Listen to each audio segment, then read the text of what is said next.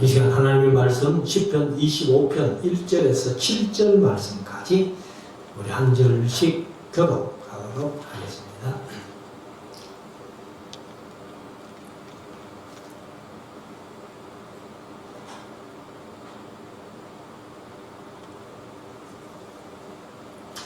여호와여, 나의 영혼이 주를 우러러 도나이다.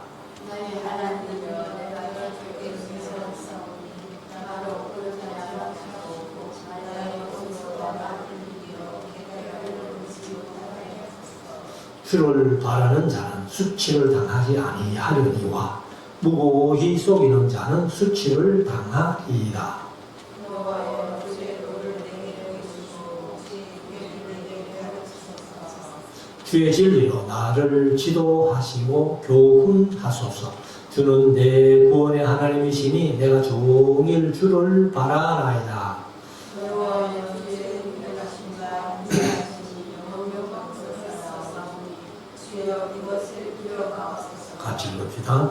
여호와여, 내 소시의 죄와 허물을 기억지 마시고 주의 인자하심을 따라 나를 기억하시되 주의 선하심을 인하여 하옵소서. 아멘. 이제 우리 하나님의 말씀을 묵상하는 시간인데요. 오늘은 시편 25편 말씀입니다.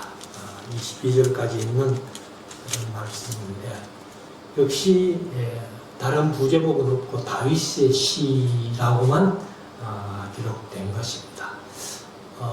다윗의 시가 150편 중에서 73편이라는 얘기를 계속해서 말씀을 해왔기 때문에 아마 우리 성도들이 다 다윗의 시가 73편 있다 하는 것을 기억하실 줄로 압니다.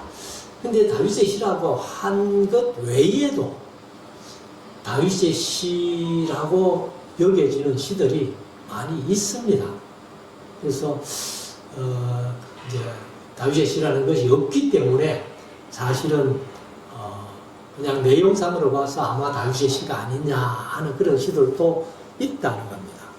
그래서 우리가 이제 이 다윗을 비롯한 한 7, 8명 정도 시편을 기록한 그런 사람들이 있는데, 특별히 이제 다윗이 하나님을 사랑하고 경외하고 하나님을 늘 신뢰하는 믿음 안에서 그렇게 살면서 이런 시들을 많이 지었던 것을 봅니다. 그래서 사실 이제 이 시편이 제2성전 시대, 그러니까 바벨론에 포로 잡혀 갔다 와가지고 우리가 흔히들 스룹바벨 성전이라고 그렇게 표현하는데, 사실은 이제 유대인들은요, 지금도 스룹바벨 성전을 제2성전으로 취급하지 않습니다. 그래서 제1성전은 솔로몬 성전, 제2성전은 헤롯 성전으로 보는 거예요. 근데 사실 이제 헤롯 성전은 스룹바벨 성전을 다시 이제 완전히 허물어버리고 새로 지었는지는 모르겠습니다만, 사실은 그 스룹바벨 성전을 정개축한 것이다 이렇게 보기 때문에 아마 유대인들이 제2성전을 헤롯 성전으로 보는 것 같습니다.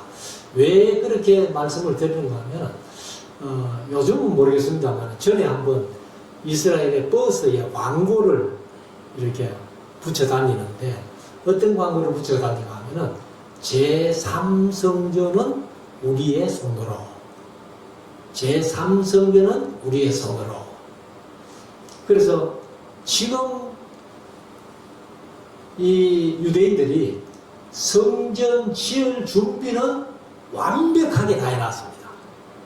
완벽하게 다 해놓고 이제 어디 지을는지는 아직도 미정이에요.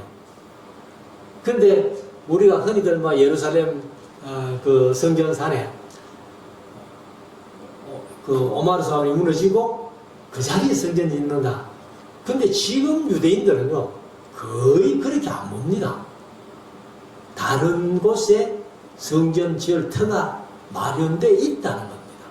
아무튼 그렇게 보지만은 이제 설발 성전이 제2성전으로 우리가 이제 성경상으로 보면 그런데 설발 성전 제2성전 시대에 찬송가로 많이 불렀습니다. 그래서 제가 뭐 자주 설교제에도 그런 말씀을 했습니다만 중국에 가니까 찬송가가 1300 몇 장이에요. 1300 몇 장인데 우리가 부르는 찬송은 588장? 뭐 새로 새 찬송은 600 몇 장 이렇게밖에 안 되는데 그보다도 배나 더 많아요. 1300 몇 장인데 우리가 부르는 찬송에는 사실 10편 그대로 옮겨서 곡을 붙여가지고 부르는 찬송이 몇 곡 안 됩니다. 근데 중국에는 이 10편을 많이 부르더라고요. 근데 중국 찬송을 보니까 우리는 뭐 흔히 말하는 콩나물대가리 이 악보가 있는데 중국 찬송은 악보 있는 찬송을 못 봤어요, 제가. 거기 교회 안에서 있는 찬송도 그렇고 이제 강의 들어오는 사람들의 찬송가를 보니까 가사만 적어놓고 이 악보는 위에 숫자를 적어놨어요. 그런데 그 숫자를 보고도 반주를 하는데 기가 막히게 하는 겁니다. 그래서 아무튼 이제 이 시편이 제2 성전, 스룹바벨 성전 시대에 찬송가로 불려졌던 것인데, 그러면 이제 다윗의 시가 주로 많으니까 25편도 이제 다윗의 시로 우리가 인식을 하고 한번 1절부터 한번 보십시다. 여호와여, 나의 영혼이 주를 우러러 보나이다. 우러러 본다는 말이 바로 신앙이죠. 신앙이고, 사실은 이제 이 우러러 본다는 말을 앙망한다, 그렇게 얘기를 하죠. 그래서 이 앙망한다는 말이 이제 신앙도 그렇고 앙망 할 때 앙이 뭐냐 하면은 한문으로 쓰면은 우르를 앙이다 이렇게 표현해요. 뜻이 우르를 앙이다. 그래서 사실 이제 하나님을 우리가 믿는다 하지 않고 앙망한다 이렇게 이제 다윗이 표현했단 말이에요. 우르로 보나이다 하는 게 이제 앙망합니다 하는 그 말인데, 이 말이 이제 참 중국 한문으로 얘기를 하는 거지만은 우리말 그대로 표현하면은 우르러 본다, 우르러 바란다, 그리고 우르러 섬긴다. 그래서 나의 영혼이 주를 우르러 보나이다, 앙망합니다. 이제 그런 뜻인데 우리말이 훨씬 더 듣기가 좋지요. 앙망하는 것보다는 우르러 보나이다 하는 말이 좋은 말일 것입니다. 이제 나의 하나님이여, 내가 주께 의지하여 싸우니 나로 부끄럽지 않게 하시고.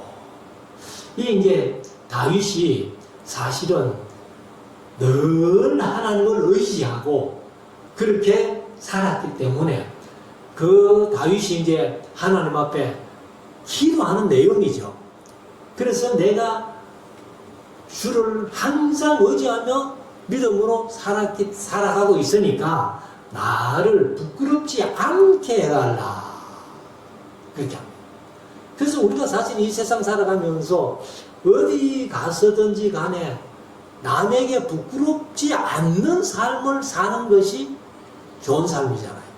그런데 이제 다윗은 자기 나름대로도 그렇게 살려고 애를 쓰지만은 하나님께 기도하는 내용이 내가 주를 의지하고 있으니까 나로 부끄럽지 않게 하시고 나의 원수로 나를 이기어 계가를 부르지 못하게 하소서. 그래서 혹시 내 원수들이 내게 나를 이겨가지고 야 내가 다윗을 이겼다 하면서 그 계승가를 부르지 못하도록 하나님이 그렇게 좀 일해 주십시오 하는 그런 말입니다. 그래서 여기 이제 다윗이 여기 원수라고 했는데 항상 제가 이제 3편에 10편 3편에 나의 대적이 어찌 그리 많은지요 다윗이 그렇게 얘기를 했는데 여기 25편에서 뒤에 가면은 자기 원수들이 많다는 것을 그런 표현을 하고 있습니다. 아마 1차적인 원수는 사울의 그 가문들이겠죠. 그리고 이제 조금 있다 보면 나중에 자기 아들까지도 뭐 압살롬이 왕위를 지가 스스로 왕이 돼가지고 아버지를 이제 그 죽이려고 하는 그래서 전쟁을 일으키는 그런 일들을 하며 그 다음에 이제 자기 충친들 가운데서도 사실 아비아달 같은 사람은 그 압살롬에게 갚버리잖아요. 그럼 이제 나중에는 요압도 아도니아에게 갚버리고 그 이제 아비아달 제사장도 아도니아에게 갈 정도로 그러니까 다윗이 이렇게 왕위에 있으니까 뭐 모든 사람들이 다 다윗 편인 줄 알지만은 다윗 그 주변에도 믿을 만한 사람인데 믿지 못하고 원수가 되는 그런 사람들도 많이 있었음을 우리가 성경을 통해서 봅니다. 3절 주를 바라는 자는 수치를 당하지 아니하려니와.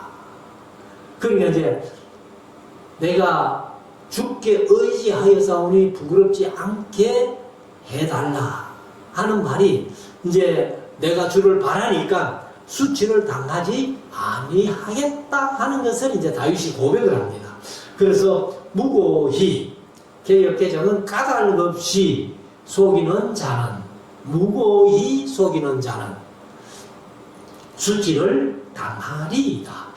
주를 바라는 자는 수치를 당하지 않지만은 까닭 없이 남을 속이고 이렇게 하는 그 사람들은 수치를 당하게 된다 하는 것을 여기에서 다윗이 고백을 하고 있습니다. 4절 여호와여 주의 도를 내게 보이시고 주의 길을 내게 가르치소서.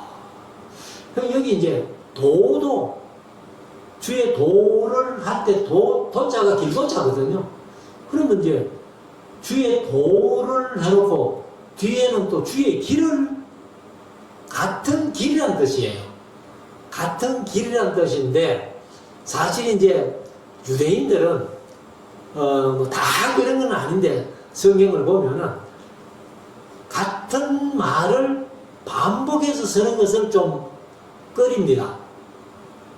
그래서 이제 여기도 보면은 주의 도를 해놓고 그 다음에 뒤에는 주의 길을 그러면 같은 단어를 우리 할아버지들이 번역하면서 그렇게 한 게 아니고 원어도 달라요. 그래서 주의 도 할 때는 데레크라는 단어를 썼는데 이것은 이제 좀 큰 길을 얘기합니다. 큰 길. 그리고 이제 주의 길 하는 것은 오라흐라는 단어를 썼는데 이것은 이제 큰 길에 비해서 좀 작은 길, 좁은 길 이렇게 이제 이해를 하면 되겠습니다. 그래서 내가 큰 길을 가든지 작은 길을 간다 할지라도 그 길을 내게 좀 가르쳐 주십시오 라고 이렇게 이제 다윗이 부탁을 하는 거죠. 기도를 하는 거죠. 그래서 우리가 사실 이 세상 살아가면서 우리 사람이 살아가는 길을 사람은 알지 못하잖아요. 뭐 안희숙 여사가 내일 일은 난 몰라요. 그렇게 고백했듯이 우리 앞길은 아무도 모르잖아요. 그러니까 이제 하나님께서 우리의 길을 보여주시고 또 우리가 가는 길을 가르쳐 주시고 인도해 주신다면은 우리가 엉뚱한 길로 안 가고 잘 진리를 따라서 갈 수 있지 않겠나 하는 것을 다윗이 얘기를 한 겁니다. 자, 5절. 주의 진리로 나를 지도하시고. 사실 이제 진리로 이렇게 했는데, 물론 이제 진리라는 뜻도 있어요. 그런데 여기 에메트라는 그런 말이 이제 성실, 진실, 충실, 확고함, 확실함, 진리, 진실, 뭐 이런 여러 가지 뜻을 가지고 있습니다. 그렇기 때문에 이제 주의 진리로 하면은 사실 뭐 진리가 하나님의 말씀이고 예수님이 진리죠. 그래서 진리로 나를 지도하시고 교훈하소서. 주는 내 구원의 하나님이시니 내가 종일 주를 바라나이다. 사실 이제 다윗이 온종일 하루를 살아가면서 주를 바라고 살았다는 그런 고백을 하는 것을 보면 다윗이 참 믿음이 대단한 것 같다. 우리가 사실 믿음으로 산다고는 하지만은 하루 살아가는 삶 속에 주를 바라지 못하고 그냥 인간의 어떤 생각이나 행동으로 살아갈 적이 한두 번이 아니잖아요. 근데 다윗은 이제 항상 주를 바라면서 살았다는 것을 이제 고백을 하고 있습니다. 자, 6절. 여호와여 주의 긍휼하심과 인자하심이 영원부터 있었사오니 주여 이것을 기억하옵소서. 그 이제 주의 긍휼이라는 말이나 인자라는 말이나 사실은 이제 우리말로는 비슷합니다. 근데 여기 이제 그 긍휼은 히브리어로 라함이라는, 그래서 라함이 나훔 써 있잖아요. 나훔이라는 이름 뜻이 여호와는 위로하신다, 위로하시는 여호와, 뭐 이렇게 우리가 생각을 하고 있습니다만, 그리고 이제 인자하심은 헤세드라고, 역시 이제 자비, 그 다음에 불쌍히 여기는 것, 동정, 뭐 사랑, 이런 뜻을 가지고 있습니다. 그래서 라함이나 헤세드나 뜻이 비슷해요. 비슷한데 그 긍휼하심과 인자하심이 영원부터 있었사오니 주여 이것을 기억하옵소서. 그러니까 하나님이 인자하시고 긍휼히 여기심이 영원부터 있는 거, 하나님은 뭐 그 기억 못 하겠어요? 그런데 하나님이 기억하라는 말이 아니고 하나님이 그렇게 역사해 오셨던 것을 나의 앞길과 나의 큰 길, 작은 길 할 것 없이 늘 인도해 주셨던 그것을 하나님 좀 기억하시고 그렇게 앞으로도 계속 하나님 아버지 그렇게 부탁합니다 하는 그런 다윗의 마음이 있었겠죠. 7절 여호와여 내 소시의 죄와, 개혁개정은 젊은 시절의 죄와, 그 다음에 허물을 기억지 마시고 주의 인자하심을 따라 나를 기억하시되 주의 선하심을 인하여 하옵소서. 사실 이제 다윗이 뭐 성경에는 젊을 때에 무슨 죄를 지었는지 기록이 없습니다. 거의. 뭐 성경도 그렇게 얘기를 합니다만 다윗이 바세바 사건 외에는 하나님 앞에 정직하게 살았다는 것을 성경이 증거를 하고 있단 말이에요. 그런데 사실 이제 여기 다윗이 내 소시의 젊은 시절의 죄와 허물을 기억지 마시고 주의 인자하심을 따라 나를 기억하시되 주의 선하심을 인하여 하옵소서. 그래서 사실은 우리가 우리의 어떤 삶을 돌아봐도 어릴 때 뭐 또 중고등학교 다닐 때 뭐 이렇게 죄 없다고는 한 사람이 아무도 없겠죠. 저도 뭐 가만히 생각해 보면은 요즘은 사실 뭐 사과들 지나가다가 사 하나 따고 오면 완전히 도둑으로 몰리지만은 우리들 어릴 때는 그냥 밭에 들어가가지고 사과 좀 따먹고 뭐 하는 것도 그냥 예사로 했어요. 그리고 뭐 주인이 오면은 뭐 도망은 가지만은 그래도 주인이 뭐 알뜰히 붙들어가지고 막 이 물 하나 내라 뭐 이렇게 하지 않았거든요. 그런데 가만히 보면은 이제 이 다윗도 자기 어릴 때에 또 또 젊을 때에 아마 하나님 앞에 내가 잘못된 것이 한두 가지는 아닐 것이다 하는 그런 생각 속에서 아마 이런 얘기를 한 것 같아요. 그래서 우리가 어릴 때나 장성했으나 나이 들었으나 하나님 앞에서 살아가는 삶이 우리 신앙인들인데 다윗도 아마 그런 생각으로 이런 얘기를 한 것 같습니다. 그래서 우리가 이제 사실은 뭐 젊을 때나 사람은 인생의 삶을 통해 가지고 선을 행하며 살아야 되는데 선을 행하지 못하고 그냥 나는 뭐 선도 행하지 않고 남에게 해코지도 않고 그렇게 살아왔다. 그게 좋은 것 아니에요. 성경은 뭐라고 말합니까? 야고보서 4장 7절에 보면은 이러므로 사람이 선을 행할 줄 알고도 행치 아니하면 죄니라. 선을 행할 줄 알고도 선을 행치 아니하면 그게 죄라는 거예요.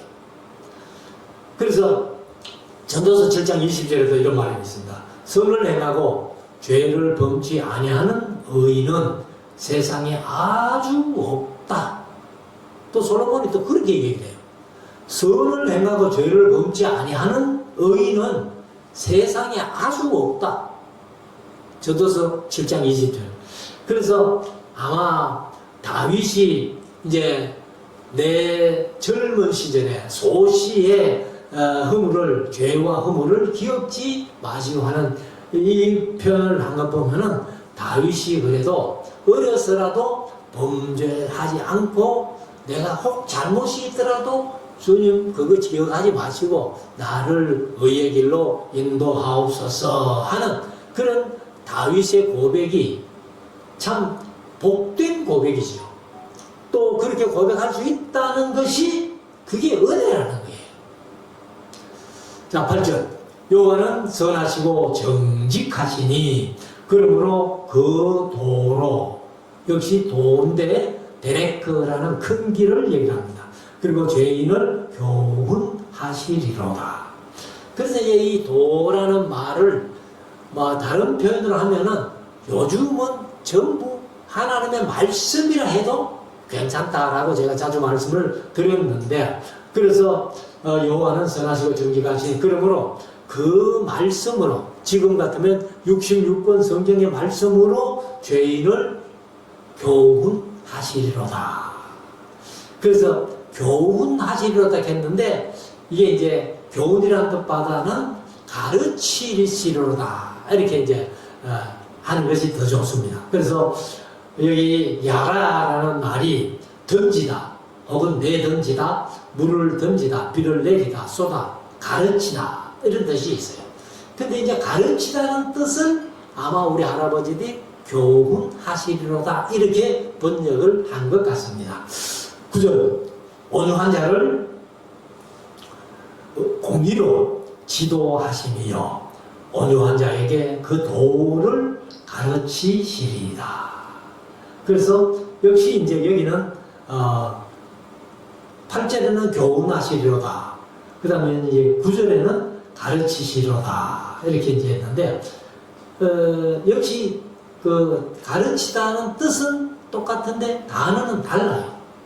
그래서 8절에는 교훈하시리로다 했는데 야라라고 했고 9절에는 가르치시리로다 했는데 라마드 이렇게 했습니다. 그래서 라마드 그럼 이제 온유한 자라고 표현하는데 온유한 자는 사실은 그 아나우라는 히브리어인데 온유한 자를 하고 이제 온유하다라고 번역한 것은 의역이에요. 의역이고 직역을 하면은 뭐냐 하면은 아나우라는 그 뜻이 가난한, 고통받는, 비천한, 겸손한, 유순한, 온유한 이런 뜻이거든. 근데 이제 여기 온유한이라는 뜻도 있는데 사실 이제 단어를 보면은 겸손한 자, 가난한 자 이 뜻이 더 강하다는 거예요. 그래서 직역을 하면은 겸손하고 가난한 자를 얘기를 하는데 그래서 우리가 사실 사람이 살다 보면은 가난해야 좀 겸손한 거 아니에요. 뭐 부자들은 뭐 돈이 있으니까 또 뭐 백이 있고 뭐 좀 그럴 것 같으면은 덜 겸손하잖아요. 나는 뭐든지 돈으로 해결할 수 있어 뭐 이런데 가난한 사람은 뭐 돈이 없으니까 겸손할 수밖에 없는 거예요. 그래서 사실 이제 예수님도 부자가 천국 들어가기가 힘든다고 그렇게 말씀을 하셨잖아요.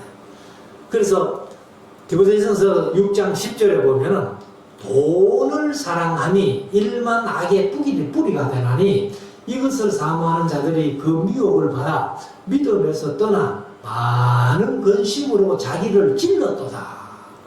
돈을 사랑함이 일만 악의 뿌리다. 그냥 나는 부자 될래 뭐 이렇게 명예를 얻을래 권세를 얻을래 가면은 이게 전부 믿음하고는 좀 거리가 멀다는 거예요. 그래서 이것을 사모하는 자들이 미혹을 받아 믿음에서 떠난다는 거예요. 그래서 근심으로 자기를 찔렀다라고 그렇게 표현합니다. 그래서 부하려고 하지 않는데 재물이 우리에게 주어졌다. 그러면은 부하려고 하지 않았으니까 좋은 일에 설 수 있잖아요. 근데 내가 돈을 목적을 가지고 막 돈 벌어야지 하는 사람은 선한데 그 돈을 쓰지를 못하는 거예요. 그래서 디모데전서 6장 8절에 보면은 바울이 디모데에게 고면하면서 우리가 먹을 것과 입을 것이 있은즉 족한 줄로 알 것입니다. 먹을 게 있고 입을 게 있다면은 너무 욕심 부리지 말고 족한 줄로 알고 살아라 이제 그 말이죠. 그래서 이 온유하다는 말이 바로 아나우라는 단어인데 겸손하다, 가난하다라는 그 뜻이 더 강하게 있다 하는 것을 말씀을 드립니다. 그래서 이런 얘기를 하는 다윗은 나중에 왕이 되었을 때에도 왕이라면 뭐 모든 권력과 돈을 다 가지고 있는데 그 이제 성경 건축을 위해서 준비한 것 봐요. 솔로몬이 성경을 건축했지만은 준비는 다윗이 전체로 다 하거든요. 심지어 설계도까지 하나님으로부터 다윗이 설계도를 받은 거예요. 그 솔로몬은 그냥 단지 성전 지은 것밖에 없어요. 그래서 다윗이 그렇게 왕으로서 부자지만은 전혀 이 재물 때문에 다윗이 시험에 들거나 뭐 어려움을 겪거나 그런 일은 없었다는 겁니다.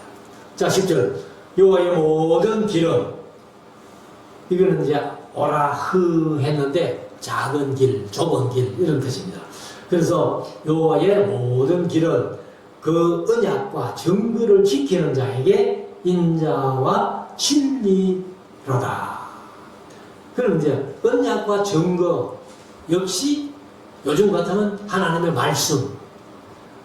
말씀을 지키는 자들에게 인자와 진리가 된다는 거예요. 11절 여호와여 나의 죄악이 중대하오니 주의 이름을 인하여 사하소서. 그래서 다윗이 뭐 얼마나 죄악이 큰 죄인지는 모르겠습니다만 다윗이 처음에 말씀드린 대로 바세바 사건 외에는 다윗이 뭐 그리 큰 죄를 저지른 일은 없거든요, 성경에는. 그러나 이제 아마 바세바 사건 때문에 이런 얘기를 했는지 모르겠습니다만 그래서 중대하오니 주의 이름을 인하여 사해달라. 12절 여호와를 경외하는 자 누군요? 그 택할 길을 주에게 가르치시리로다. 그래서 하나님을 경외하는 자, 가난한 자, 온유한 자, 겸손한 자 이런 자들에게 하나님은 그 길을 가르쳐 주신다라고 이렇게 다윗이 고백을 합니다. 13절 저의 영혼은 평안히 거하고. 그러면 겸손한 자, 온유한 자, 가난한 자 이런 사람들은 밤에 잠도 잘 잔다는 거예요. 그래서 그의 영혼도 평안히 거하고 그 자손은 땅을 상속하리로다. 그래서 마태복음 5장에 보면 예수님께서 팔복을 얘기할 때 온유한 자는 복이 있나니 땅을 기업으로 받을 것이며 이렇게 했잖아요. 그래서 여기도 이제 다윗이 저의 영혼은 평안히 거하고 그 자손은 땅을 상속하리로다.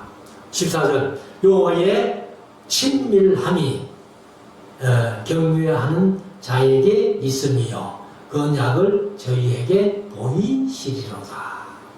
그러니까 이제 여기 여호와의 친밀함이라고 얘기를 했는데 하나님이 이제 앞에 13절에서 이렇게 온유한 자는 그 영혼이 평안히 거하고 그의 자손은 땅을 상속하리로다 이렇게 말했고 그 다음에 12절에는 여호와를 경외하는 자 누구뇨? 그 택할 길을 저희에게 가르쳐 주었다. 그냥 하나님이 이제 그 길을 가르쳐 준다는 얘기인데 그래서 여기도 이제 14절에 가면은 여호와의 친밀함이 그게 이제 하나님이 가르치면서 교훈해주고 조언해주고 충고해주고 의논해주는 그런 얘기를 합니다. 그래서 경외하는 자에게 있으며 그 언약을 약속이지요. 저희에게 보이시리로다. 15절 내 눈이 항상 여호와를 앙망한다는 것이 바랄 이제 우르를 바랄망 그렇게 이제 그래서 여기 개혁개정은 앙망함은 했는데 바라봄은 이렇게 변경해요. 개혁개정은 좀 쉽게 바라봄은 내 눈이 항상 여호와를 앙망함은 바라봄은 내 발을 그물에서 벗어나게 하실 것이이로다. 그물이 뭐예요? 원수들이 올무처럼 함정을 파놓은 것 그것을 얘기를 해요.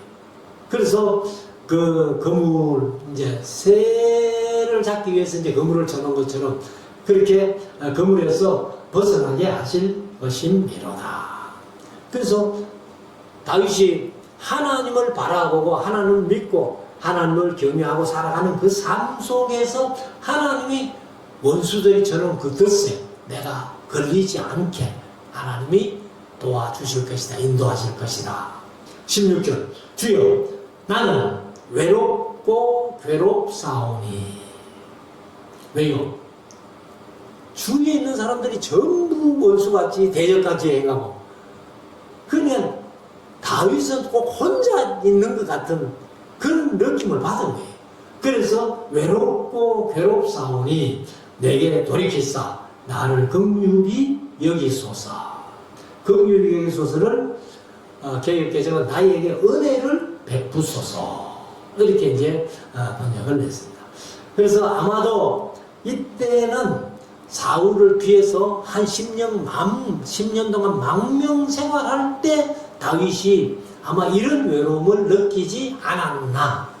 그렇기 때문에 하나님이 은혜를 베풀어 주시고 긍휼히 주시지 않으면 내가 원수들에게 대적들에게 어려움을 당할 것이다 하는 것을 얘기를 합니다. 자 17절 내 마음의 근심이 나를 곤란해서 내 마음의 근심이 많사오니 나를 곤란해서 끌어내소서. 그래서 다윗이요 그렇게 하나님을 잘 믿고 믿음이 좋고 이런 사람도 근심이 많다는 거예요. 다윗이 뭐 젊을 때도 이제 사울에게 쫓겨다니면서는 근심이 좀 있었다 그런 얘기가 아니고 평생에 근심이 많았다 이렇게 고백을 하는 겁니다. 근데 다윗 같은 사람도 그렇게 근심이 많았다고 고백을 하는데 나는 뭐 왕으로서 하나님을 섬기니까 아무 근심 걱정도 없었어?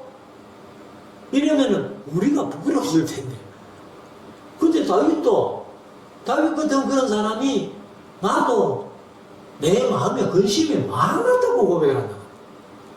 그리고 뭐 저와 여러분들이 좀 세상 살아가면서 근심해봐야 뭐 다윗도 근심했는데 하고 우리가 조금 위로가 된다는 겁니다. 그래서 참 근심 없이 산다는 것이 복된 삶이죠.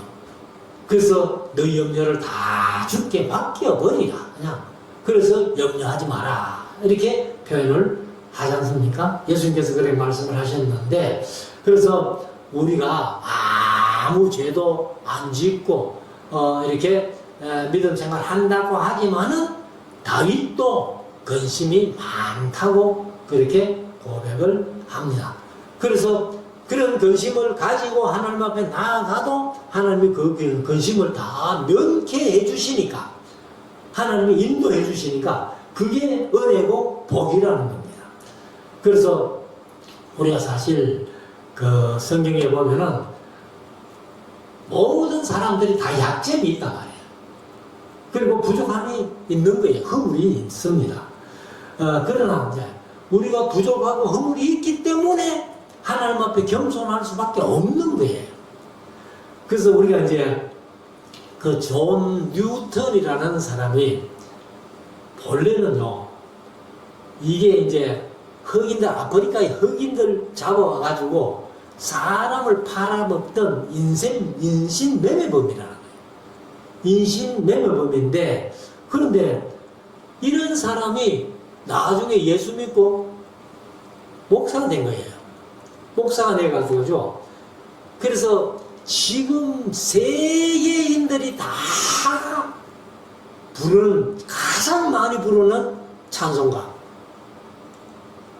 그게 지금 우리가 부르는 405장이라는, 나 같은 죄인 살리신 그 은혜 놀라워. 그냥 인신매매범, 사람을 돈 받고 팔아먹던 그런 사람이 예수님을 만나고 목사가 돼가지고 그 세계인들이 제일 많이 부르는 찬송, 그것을 이제 작사를 했다는 거예요. 그래서 우리가 사실 이제 뭐 실수도 있고 부족함도 있지만은 하나님이 우리에게 은혜를 베풀어 주실 때는 무엇이든지 할 수 있다. 베드로도 뭐 닭 2번 울기 전에 네가 3번 나를 부인하라 했는데요, 그 소리 듣고도 3번씩 부인하는. 근데 요한복음 21장에 가면은 예수님께서 디베레가 바닷가에 나타나가지고 7 제자가 갈릴리에 고기를 잡으러 갔잖아요.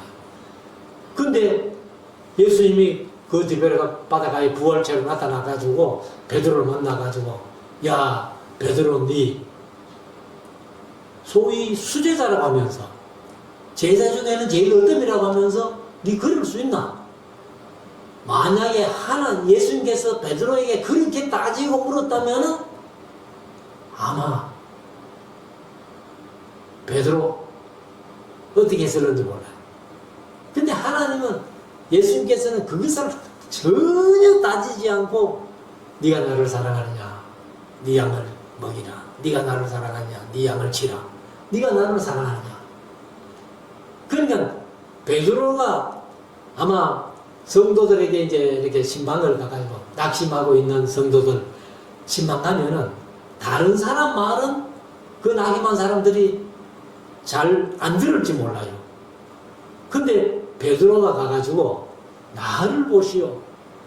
내가 예수님을 모른다고 3번씩이나 부인했는데 예수님 나를 책망하지 않으시고 그대로 나를 받아주셨잖아요 하면서 얘기를 하면은 아마 베드로의 말이 가장 힘있게 아마 그 연약한 사람들을 이렇게 주께 인도하는데 큰 힘이 되지 않겠나 이렇게 봅니다만은, 그래서 우리가 17절 다시 읽어보면 내 마음에 근심이 많사오니 나를 혼란에서 끌어내소서. 나를 책망하지 마시고, 우리 경상도 몰라 갈지 마시고 나를 곤란에서 끌어내 주십시오. 18절 나의 번고와 환난을 보시고 내 모든 죄를 사하소서. 내 원수를 보소서. 저희가 많고, 여기도 이제 원수가 많다 그러잖아요. 나의 대적이 어찌 그리 많은지요 했던 3편의 말이나 내 원수를 보소서 내 원수들이 많고 나를 심히 미워하나이다. 그래서 이 원수가 많다는 얘기를 이 다윗이 자주 했어요. 그래서 아까 말씀드린 사울 가문이다, 뭐 원수. 그 다음에 이제 다윗이 압살롬에게 쫓겨가지고 도망가는 모습 보고 시므이라는 사람이 다윗을 저주했던 그런 사람. 그 다음에 이제 뭐 자기 아들 압살롬도 뭐 원수가 됐고, 그 다음에 압살롬의 난을 평정하고 나니까 첩의 아들인 세바가 또 일어나가지고 또 다윗의 원수가 됐잖아요.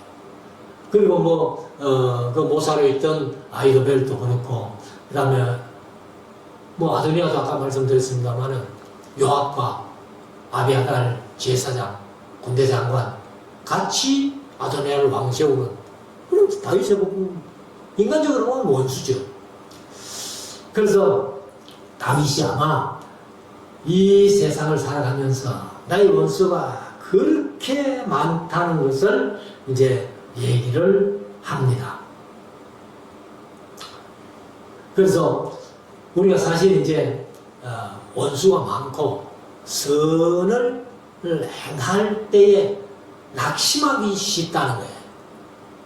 그런데 선을 행하다가 낙심하지 말아라고 그렇게 말씀하시는데, 우리가 사실 이제 이 세상을 살아가면서 성도들은요, 사실 선을 행함으로 고난을 받고 참으면 아름답다고 그렇게 베드로가 얘기를 했습니다. 베드로전서 2장 19절부터 22절까지 보면은 애매히 고난을 받아도 하나님을 생각함으로 슬픔을 참으면 이는 아름다우니 죄가 있어 매를 맞고 참으면 무슨 칭찬이 있어요. 오직 선을 행함으로 고난을 받고 참으면 이는 하나님 앞에 아름다우니라. 이를 위하여 너희가 부르심을 입었으니, 이를 위하여 너희가 부르심을 입었다. 선을 행하면서도 고난을 받게 되는 것이 성도라는 거예요. 이를 위하여 너희가 부르심을 입었으니 그리스도도 너희를 위하여 고난을 받으사 너희에게 본을 끼쳐 그 자취를 따라오게 하려 하셨느니라. 근데 예수님이 본보기가 돼가지고 성도들이 선을 행하면서도 고난받는 것은 예수님을 따라가는 그 길이라는 것을 여기 베드로가 그렇게 얘기를 한 겁니다. 자, 20절. 내 영혼을 지켜 나를 구원하소서. 내가 죽게 피하오니 내 수치를 당치 말게 하소서. 그래서 내 영혼을 지켜 나를 구원하소서. 내가 죽게 피하오니, 피해야만이 내가 수치를 당치 않도록 하나님이 지켜주실까요? 근데 우리는 뭐 하나님 앞에 피하지도 안 하고 지번대로 살아놓고 뭐 하나님 왜 이러십니까? 하는 곤란하다는 거예요. 21절. 내가 주를 바라오니 성실과 정직으로 나를 보호하소서. 성실과 정직이 하나님의 속성이라는 거예요. 마지막 22절. 하나님이여 이스라엘을 그 모든 환난에서 구속하소서. 개정은 속량하소서. 이렇게 표현을 했습니다. 그래서 사실 이제 한 개인의 정권, 어떤 권력에 대한 욕망 때문에 사울 왕이 순수함을 버렸잖아요. 잃어버리고 다윗을 잡으려고 하는 바람에 이스라엘 전체가 소용돌이에 휘말리게 되었다는 겁니다. 그때에 아마 이 다윗이 이런 시를 쓰면서 이런 기도를 한 것 아니냐. 그래서 맨 마지막에는 자기 개인적인 것을 기도했지만 하나님의 이스라엘을 그 모든 환난에서 구속하소서. 그러면 우리 한국 땅도 우리 개인이 잘 되는 것도 중요하지만은 우리 성도들이 기도해야 될 것이 나라를 위해서 기도해야 된다. 사실 뭐 나라가 우리 신앙생활 자유롭게 하지 못하도록 법이 바뀌고 그렇게 하면은 신앙생활이 힘든다는 거예요.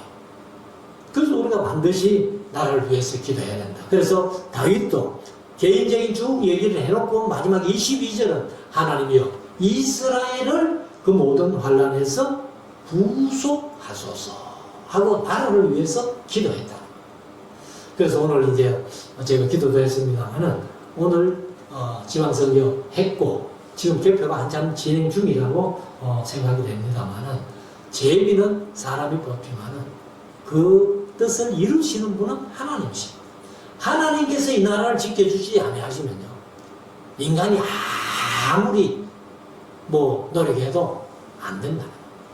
그래서 하나님이 지켜달라고 우리가 나라를 위해서 기도했던 다윗처럼 우리도 이 나라를 위해서 기도하고 나라가 하나님 손에 붙들림 받도록 우리가 힘쓰고 애쓰는 그리고 신앙생활 잘하는 저와 여러분들 될 수 있기를 주의 이름으로 축원합니다. 기도드리겠습니다.